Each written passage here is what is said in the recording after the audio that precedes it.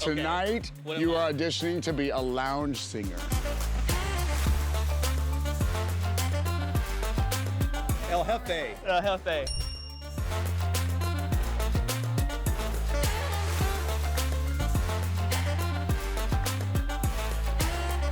Let's do it. Let's do it.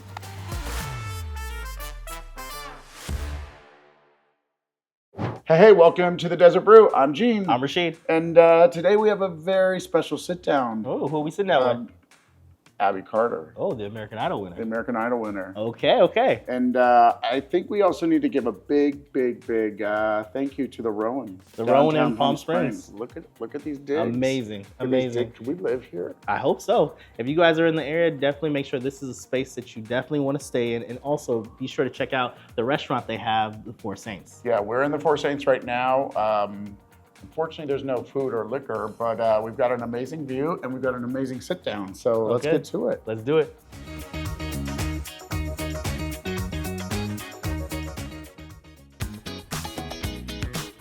Can you believe it? Season 2. We are ready to get back to work.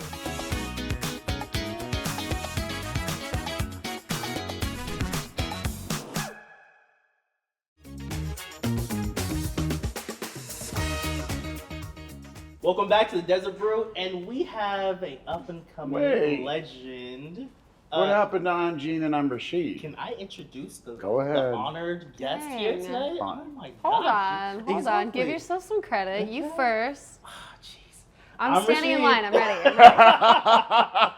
ready. I'm Rashid. And I'm Gene. Okay. Welcome to the Desert Brew. So, Abby, you are. I'm just gonna jump to Queen of Indio at this point, right? Maybe. So, what we want to know, and also the people that are watching too, how's your life changed? I don't think that I can really name anything that's the same, to be honest. I think I've moved to LA. I've started wearing clothes that are nice, I guess. I do my makeup every day now. Okay. Kind I of love it. Fabulous. I appreciate it. That's a given. I've been writing so many songs. I've been working in studios. I've been working with writers. It's just been amazing. I've been living every dream that I could possibly have imagined. So the actual experience is driving some of your work then now. Absolutely. Yeah. Absolutely. Amazing. Awesome. So the overall, let's talk about the internal space, right? So you are one of 7. One of 7. Okay. That's true. Second oldest. So do your siblings still treat you the same, or a little bit more sugar on top? Actually, it has been my favorite thing that all of them have stayed the same. Okay. I think that's been something that I've been struggling with, is like people treating me differently now. I think that friends and strangers and family members and things that a lot of people are really deeply on, and a lot of people have really pulled back. And I think that I really appreciate how my siblings honestly have handled it. Like, they don't text me more than they used to. They don't like, hey, you want to, maybe pay for my car? I'm like, girl, I still don't have money. I don't know. Yeah. Maybe I should come with American Idol. My sister called me, can you send some money for me and your niece to go to the movies? I think there's an age limit. There's an age limit? There's an age limit. Yes. I think I can still make it. All Dreams right, come all true. right. Dreams. You know what? Dreams do come true. Yes. That's right. So the world has changed around you. Now people are looking at you differently. How do you feel internally about all this change? You know what? It's super overwhelming, I will say. It's amazing. It's incredible. It's everything I've ever wanted to do, but it's definitely very different than what I think everybody thinks it's like. I think that, I used to go out in my PJs, if I needed to go get some ice cream from the store late at night, that's what I would do. I'd throw on my PJs, I'd put on my Shrek Crocs, and I would go to Winco, or I'd go to Walmart. Not the Crocs. In sports mode? What? No, leisure. Okay. Leisure. It's a leisurely run to Walmart for ice cream. Sport mode's for when I'm driving. Okay. All right. No, it's kind of hard. It's like you'll go out and I feel like a lot of you feels like you can't be normal anymore. Interesting. But I think that I really want to hold on to that as I progress through life. I think that even if my clothes are elevated, I hope that people still see me as just a normal person. You said that people, I find it, what I didn't expect is that you said some people pulled back. For sure. A lot of people Yeah. are really overwhelmed by it, just like I am. And they're Okay. like, I think that it's fair to not want your entire life to change around somebody in your life. Sure. I think that it's really easy to to be like, you know what, I don't want to hear about updates all the time. Right. I'm so proud of you. I love you. I'm excited.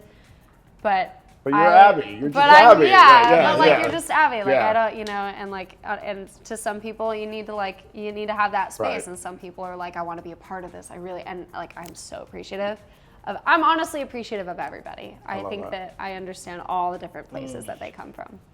I've been really thinking about what I wanted to talk to you about. And I think that one of the things I'm most interested in is actually taking a step back. And you, as a young girl, starting to play, for example, the street fair here. A lot of people in this world want to do something, and they probably even have the talent to do it. How do you, as a young person, step out of that car and onto the street that first time? I mean, is that just the strength you had within you, or was it just like, I want to hear about that first time you stepped out onto Palm Canyon. I was so nervous. I was Okay. so scared. I had applied to do Palm Springs Village Fest, and they were like, okay, we'll get you on the schedule. First time's going to be in like 3 months from now. And I was like, great, I have time to prepare. But They what called me. led you to even apply? I had a friend who Okay. actually, her brother performed on the street fair, and then she started performing on the street fair. And I was like, I really want to do that. Like, if this is as accessible as it is to my friends, like, I think I can do it too. It gave me that little, that little push, but I was really scared. And they put me on the schedule 3 months out, and then that Thursday they called me and they were like, we have a cancellation, can you come? And I was like, I know like 12 songs. Like I don't know what to do. So I came with like those 12 to 30 songs that I knew, and I played them on repeat for 4 hours straight. And Thank God the crowd moves, right? I was like, I was scared that people are gonna get so bored, and to be honest, they probably were. But like I was learning, and the more I did that, the more I realized that I actually didn't know just 12, 30 songs. I actually could play anything that people asked for, as long as I'd heard it before. I didn't know I could do that.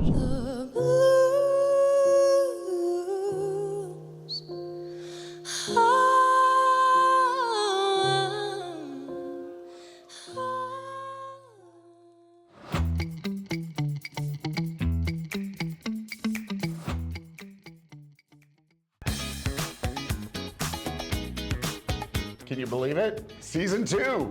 We are ready to get back to work.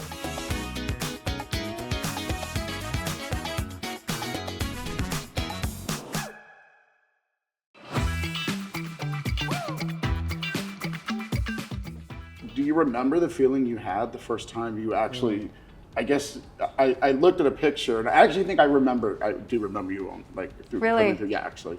But you, like, setting down the chair, I mean, it just had to have been the first time you opened, Scared. I was so scared, but I was But you're driven. really excited. Yeah. I was really excited, so nervous-sided.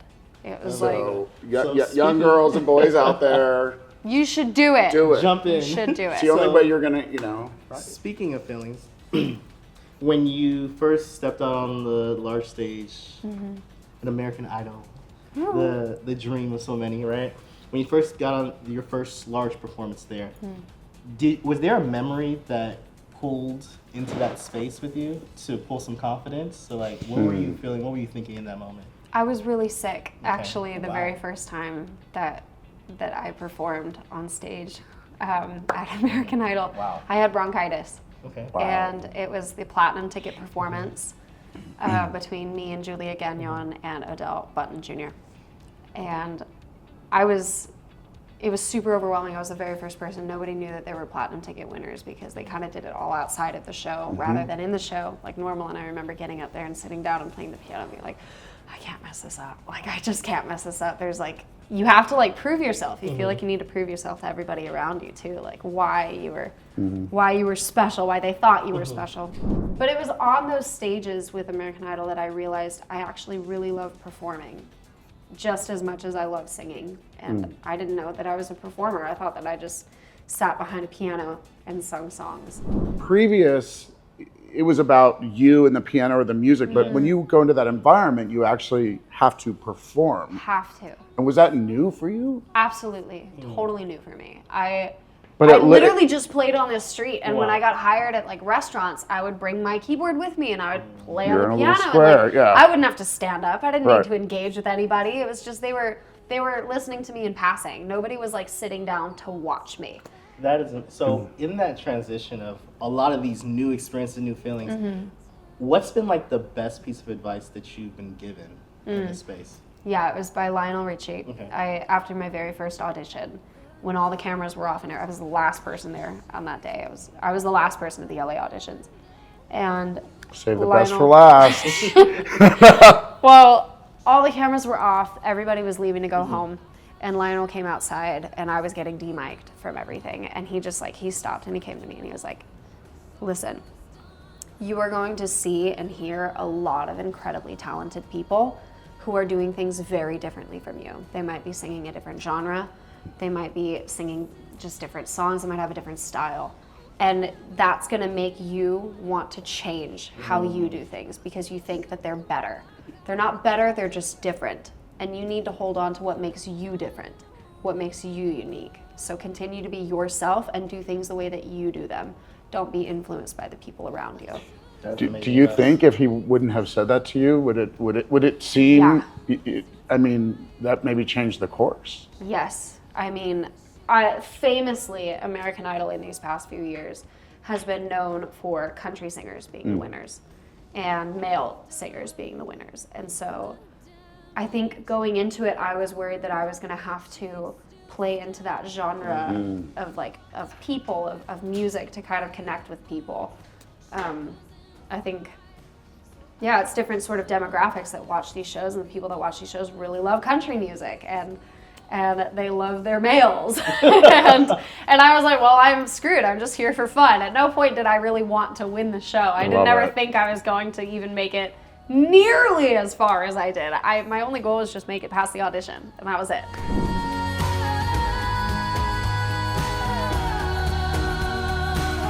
This isn't over.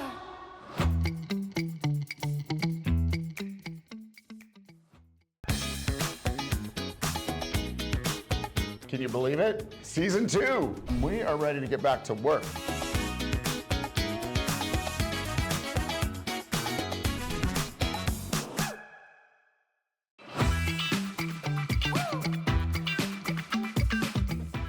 I just decided, like, you know what? I graduated early. I'm gonna pretend like this year I'm still in college, and I won't lose any time because it'll just be a normal timeline, and that's okay. It's okay to have a normal timeline. I'm just gonna take this year, and I'm gonna try and pursue something that I actually am passionate about, not just because I think that I need to be able to support my family or my future family, or I was doing so many things for other people because I felt like I needed to do that for them. And this was the first time in my life where I was like, just for me, I'm just gonna take this time and I'm gonna give myself 1 year, the 1 year that I would be in college still for if I hadn't done college in high school. And 1 month later, I got a DM from a girl who was like, hey, have you ever thought about being on American Idol? And I was like, when I was 5, yeah, I did when I was a kiddo, but I mean, realistically, no. She was like, well, let's hop on a call. Let's talk about it. And I was like, wait, was she with the show? Was she a producer? She was a casting producer. I didn't know. I checked on her Instagram. I was like, this is Because that was one of my questions is, you hijacked my question. My question was going to be, why I was surprised you weren't on American Idol earlier. I think it takes so much confidence in yourself. You've gone out on the yourself street and like performed. You've got the confidence. But that's the Come thing. on now. But that's the thing. That's just people passing Yeah. by, Right. and maybe they'll pay attention to you, maybe they won't. And it's like they're not going to remember you at the end of the day. And But this that's was the something- confidence to stand in the distraction and the gap. Honestly, that was what gave me the confidence. It was Yeah. like, these people don't care. And then, but to go on the show, to immortalize yourself, Yeah. every performance, every note, every mistake that you make is just going to be Right. for everybody Yeah. to watch and replay and just tweak, I'm really impressed because coming into this interview, I would just have assumed that, and I know I'm being honest about this, that you would then be a product of the normal machine, and I'm hearing something completely different, which is cool, which is great. And that is like you're gonna write, you're gonna produce your music, albums, stay who you are, which I love that. I really love that, honestly. I think you're gonna be just fine in good old Hollywood. Absolutely. I think you're gonna be just fine. Thank you so much. Just so you know out there, this girl's tough. She's got a good head on her shoulders. And you're gonna be okay. Abby, thank you so much for sitting with guys. us. It's been Yeah. amazing. Sorry for Jean trying to make you sweat. Ah. We're already in the desert. We don't need extra help. Okay. Come on. We know what's outside. We were gonna be out there. Oh no, we at work. Oh, no. I didn't bring no sunscreen. Anyway, of course, this melanin in the stay chocolate. Oh my gosh. We'll cut that part out. Awfully prejudiced. Yes, awfully, G. Oh, All right, Abby, thank you so much for sitting with us, having this amazing conversation. Yeah. We wish you all the luck and impact that you're gonna make in the years to come. So we super appreciate this as well Thank too. you. And someday when we're at the front row of your concert, just wait, Abby, just say remember hi, us. just say You'll hi be to all of backstage, us. guys. Yeah. Don't even worry. Oh, see, I'll be backstage. She said us. No, she said She said Rashid. us. She said Rashid. What did you say? No comment. So Rashid, it's good. That's It's right, G. deep. It's right. Dress accordingly next time. All right, take us out, Jay.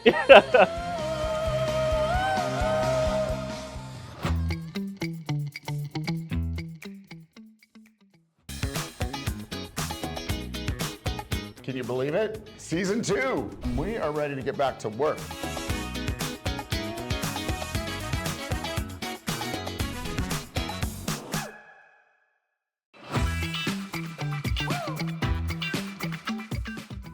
We are here in Indio, California at the Abby Carter Homecoming. For those that don't know, that's been sleeping under a rock, Abby Carter has made it to one of the highest levels of American Idol, and she is now being celebrated in our hometown of Indio, California. We have here Oscar Ortiz, council member here in Indio. And Oscar, can you tell us a little bit about what you've been seeing of the gratitude of the community coming out to support her today? Yeah, no, we're just happy to see, all the support coming out for Abby Carter.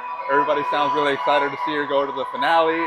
And, we were able to do a parade here with her, a free concert for the community. Gave her the key to the city. She's the mayor for the day. Wow. So we're showing her a lot of love and we're pushing her to the best on Sunday. I love that. I saw that you guys also did a blessing for her. What was that about? Yeah, so those are actually my friends. They're Okay. Danza Azteca y Tatonac. Okay. They're based out of here in the Coachella Valley. And so they do a lot of cultural, Aztec dancing. They keep those practices going here in the community. So we thought it would be good to have them with us in the parade, open it up with a blessing. And yeah, it's our style here in Indio, right? It's our Yep. culture. So definitely want to make that known. Definitely. Thank you so much, Oscar. No problem. Thanks. All right, so we are still here in Indio, California, and of course we are still talking to some of the amazing locals. We have here Wayman. Of course, he is an amazing city council member. He's been doing a lot of stuff with boots on the ground here in Indio, California, and it's been progressing and growing and developing. Well, first of all, Rashid, Abby Carter is simply amazing, and having her be a product of Indio and the Coachella Valley, it inspires and empowers so many of these kids, and it is an awesome feeling to see our youth make it to the big stage. As you can see here, what we've been able to do in Indio in partnership with her, it's been great. It's an unbelievable experience, and we're extremely excited for her. I love that. So she has performed some original songs here, some songs that she performed on the show as well too. As everybody prepares to vote for her this upcoming Sunday, I mean, what's the well wishes that you wish for her? Well, you know what? We just need everyone to vote. There's 3 ways to vote, and so we need everybody to vote for her on Sunday.